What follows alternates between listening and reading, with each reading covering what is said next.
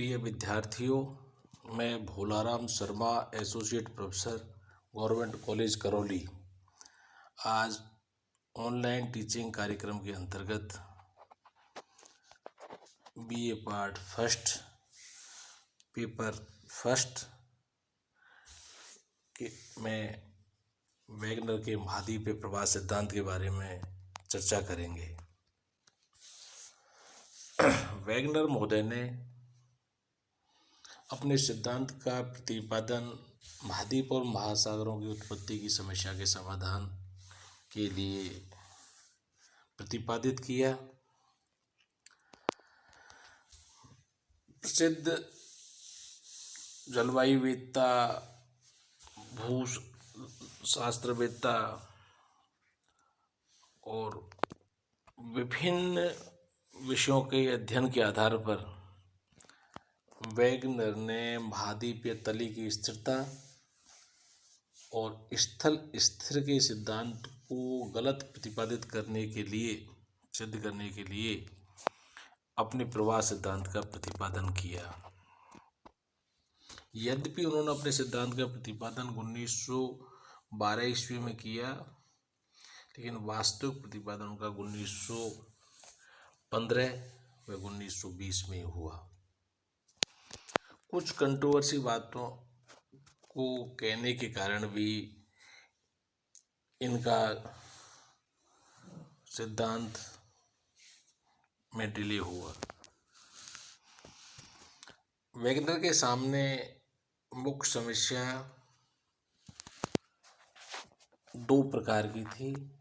एक तो ये मानते थे कि या तो धरातल पर जलवायु कटिबंधों का स्थानांतरण हुआ है, जो क्रम से बारी बारी से उष्ण शीतोष्ण शीत के रूप में आते रहे, या जलवायु कटिबंध स्थिर रहे तो स्थल का स्थानांतरण हुआ है।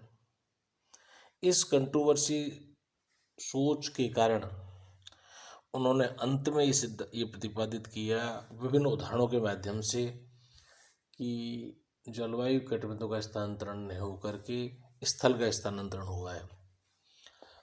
विभिन्न जलवायु शास्त्र के, वनस्पति भूगर्भ शास्त्र के प्रमाणों और साक्ष्यों के आधार पर उन्होंने इन कथनों की पुष्टि की कि स्थल का स्थानांतरण हुआ है, न कि जलवायु कटिबंधों का।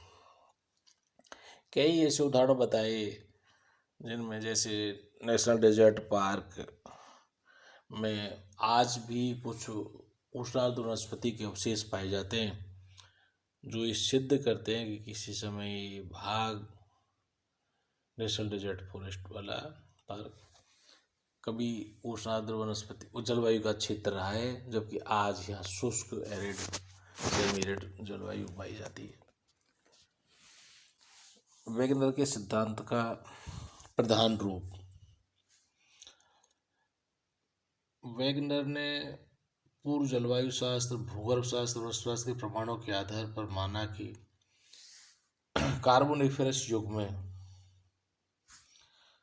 समस्त स्थलभाग एक स्थलभाग के रूप में संलग्न थे। इस स्थलपिंड का नाम वैगनर ने पेंजिया दिया। इस पेंजिया पर छोटे छोटे सागरों का विस्तार था। पेंजिया के चारों ओर एक विशाल जलभाग था जिसका नाम उन्होंने पेनथालासा दिया।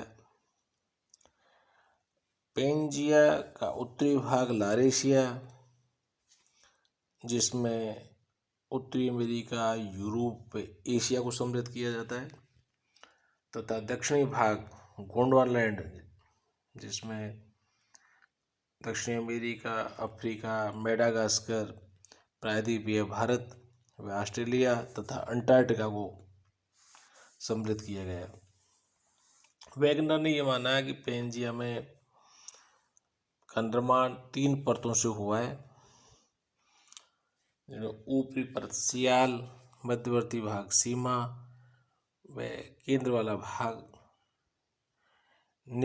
निफ से बना हुआ है।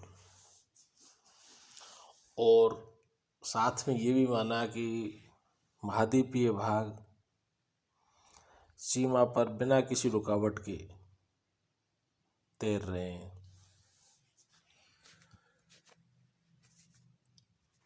आगे चलकर कार्बनिफरस युग में इसका विभंजन की कार्यान्वयन की बात करते हैं। पेंजिया का विभंजन 2 भागों में हुआ। बीच वाला उत्तरी वाला भाग लारिशियन शिल्ड, दक्षिण वाला भाग गोंडवानलैंड और बीच वाला भाग टेथिस भूशंती के रूप में पाया गया। वैगनर ने अपने सिद्धांत की पुष्टि के लिए विभिन्न साक्ष्यों को सम्मिलित किया है जो ये सिद्ध करते हैं कि महाद्वीपों का विस्थापन हुआ है। उन्होंने विभिन्न प्रमाणों में, जिनमें ये माना है कि पहले भाग पेंजिया के रूप में संयुक्त थे और वर्तमान में पेंजिया के विभंजन के बाद ये महाद्वीप और महासागरों की स्थिति के रूप में स्थित हैं। वैगनर ने भूगर्भिक बनावट व जलवायु के आधार पर पहले महाद्वीपों का पेंजिया के रूप में होना माना। इसके बाद उन्होंने ये सिद्ध किया साक्ष्यों के आधार पर, जिनमें प्रमुख साक्ष्य निम्न हैं। उन्होंने कहा कि पहला प्रमाण कि अंध महासागर के दोनों तटों पर भौगोलिक एकरूपता पाई जाती है और दोनों तट एक दूसरे से मिलाए जा सकते हैं, जिसे जिग्सा फिट के अनुसार कोई चीज़ एक बार टूटने के बाद दोबारा उसको वापस जोड़ी जा सकती है। इसी प्रकार अंध महासागर के दोनों तटों पर उत्तरी अमेरिका, दक्षिणी अमेरिका, यूरोप और अफ्रीका,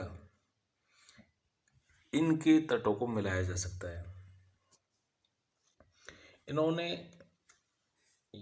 ये भी प्रमाणित किया कि भूगर्भिक प्रमाणों के आधार पर अंध महासागर के दोनों तटों में कैलोडियन तथा हर्शियन युगीन पर्वतक्रमों में समानता पाई जाती है। नेक्स्ट, तीसरा, यदि अंध महासागर के दोनों तटों की भूगर्भिक संरचना पर भी विचार किया जाए तो इनमें भी साम्य दिखता है। इन दोनों तटों की संरचना इस प्रकार की है ड्यूटवेट के अनुसार, इन दोनों तटों को मिलाया जा सकता है, लेकिन 400 से 800 किलोमीटर का अंतर रह जाता है।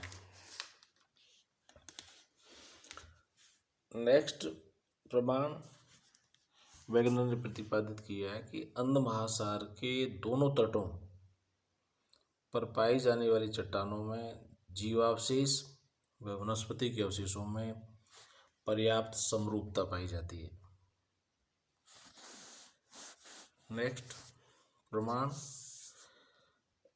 वैगनर ने यह भी स्पष्ट किया विभिन्न साक्ष्यों के आधार पर कि ग्रीनलैंड प्रति वर्ष 20 मीटर की दर से पश्चिम की ओर खिसक रहा है, लेकिन 1930 के बाद इसके ऐसे स्पष्ट प्रमाण नहीं मिलते। नेक्स्ट, वैगनर ने माना कि स्कैंडिनेविया के उत्तरी भाग में लेमिंग नामक छोटे छोटे चूहे जैसे जीव पाए जाते हैं, जो अधिक संख्या में इकट्ठे होने के बाद पश्चिम की ओर जाया करते थे।